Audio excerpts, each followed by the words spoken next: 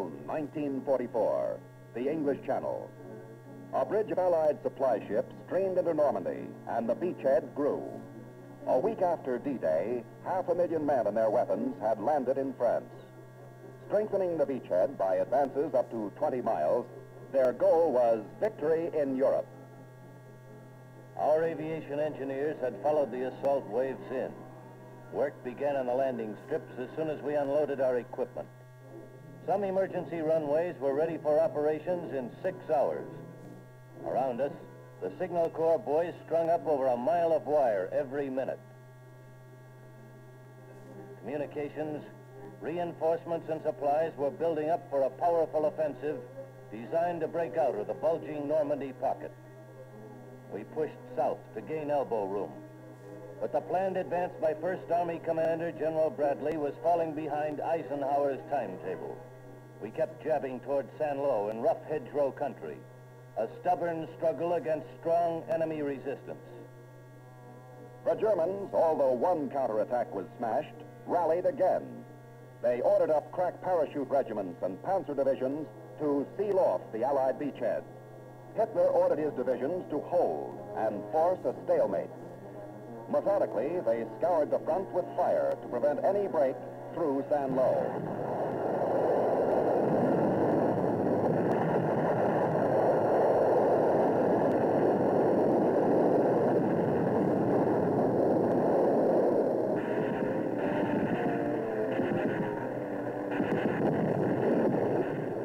The German fire was effective. Roads and communications blocked, the Allied advance far down the line came to a halt.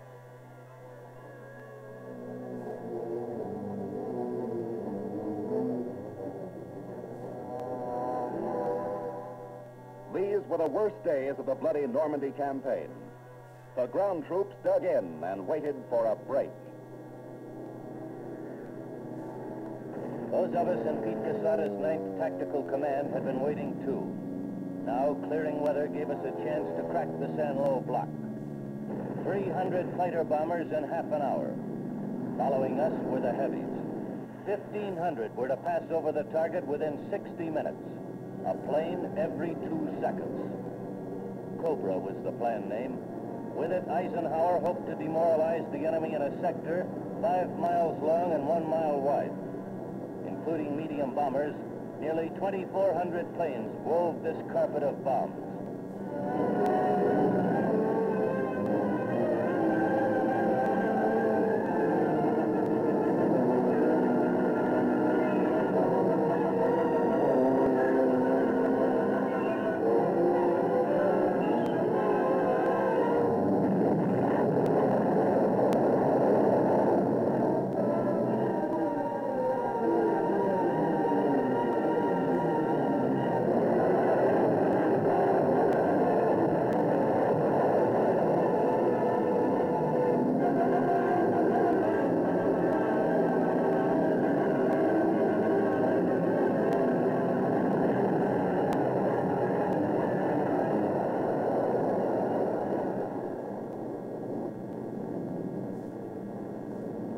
The carpet bombing worked. Now General George Patton could deploy his armored columns for a dash across France. But his right flank would be open, so he made a deal with air for close support. Assured that General O.P. Wayland's 19th Tactical Air Command would provide fighter-bomber protection, Patton plunged towards Germany, 400 miles away. This signaled the start of air-tank warfare with extraordinarily successful results.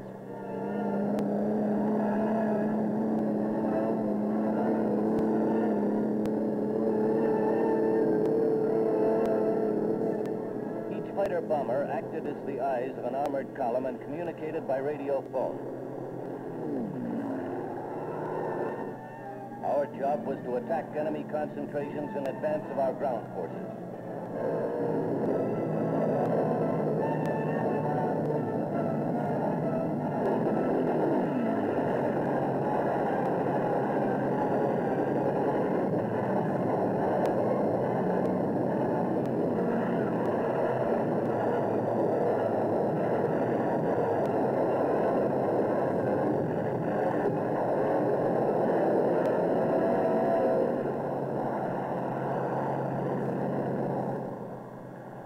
early September, the Allies, clear of the hedgerows and in command of the situation, now pursued the enemy.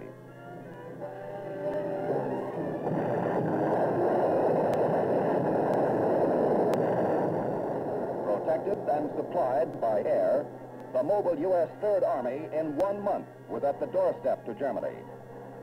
Air tank teams in their famous dash across France had opened a road to freedom. For the first time in military history, an entire German division quit fighting because of pressure from the air. Credit for these punishing attacks goes to the 19th Tactical Air Command. The formal surrender ceremony at Beaugency Bridge was held up until General Wayland could attend. Our 405th Fighter Bomber Group had persuaded German General Elster to surrender his division, consisting of 20,000 officers and men.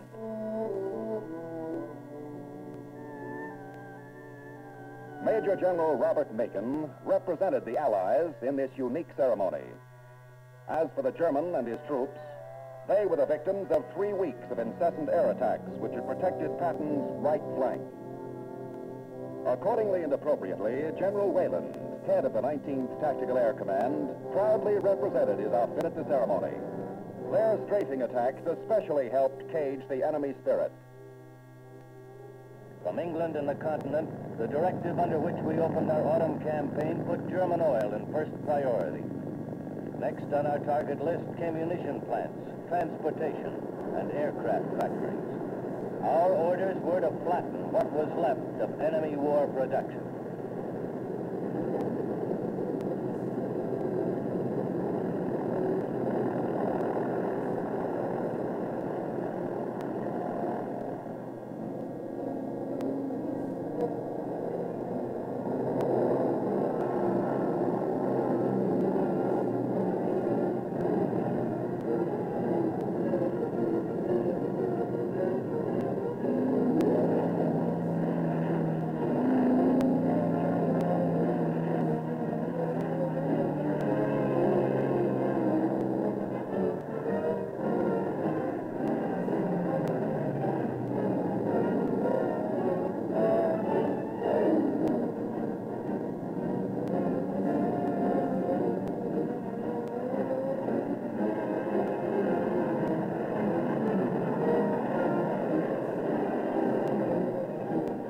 But the Luftwaffe menace was not entirely wiped out.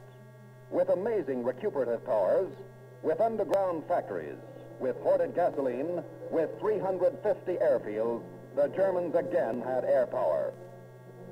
General Spaatz reported to Washington that the German Air Force had more fighter planes toward the end of 1944 than ever in its history.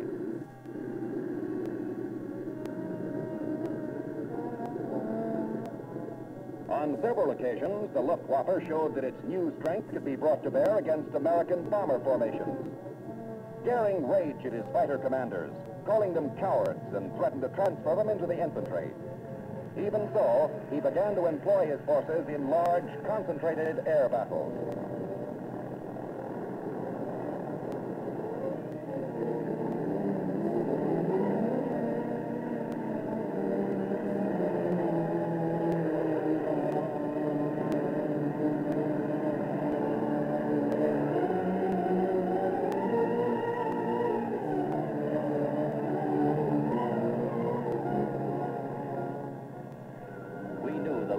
Was desperate.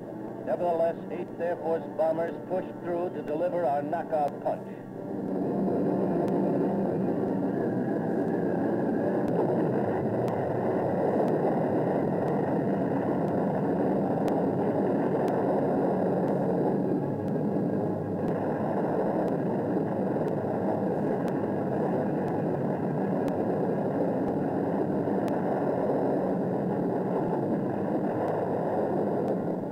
Suddenly, the Germans attacked.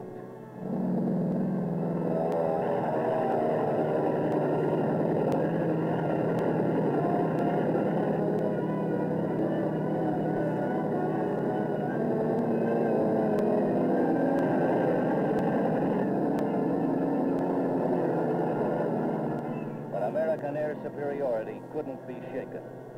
Germany was about to suffer the hell she herself had created.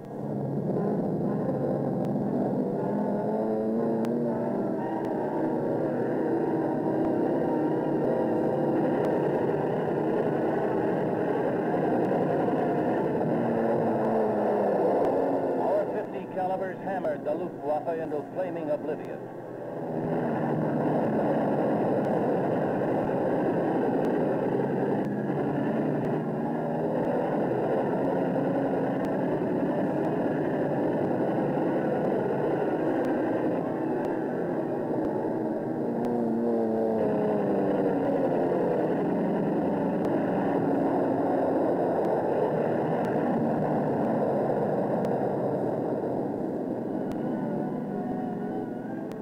Luftwaffe had shot its last bolt.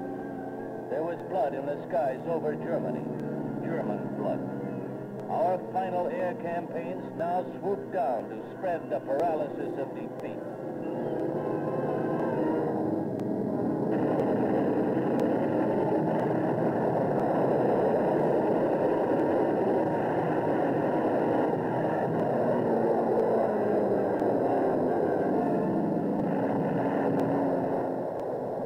The war machine, led by ruthless men who had sought to dominate the world, was overwhelmed and crushed to a degree never before experienced in the history of modern war. With final capitulation by German leaders, a great war had been won. The men who won it, the Allied armies, navies, and air forces, had triumphed over a host of relentless, desperate, and powerful enemies. At the Berlin surrender, the U.S. Air Force was ably represented by General Spaatz, who helped lead the Allied air supremacy, which had trampled out the path to victory in Europe.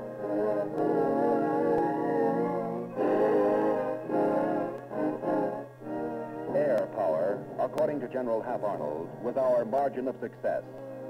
On this, VE Day, he reminded the free world never to forget those men who gave their lives for this victory.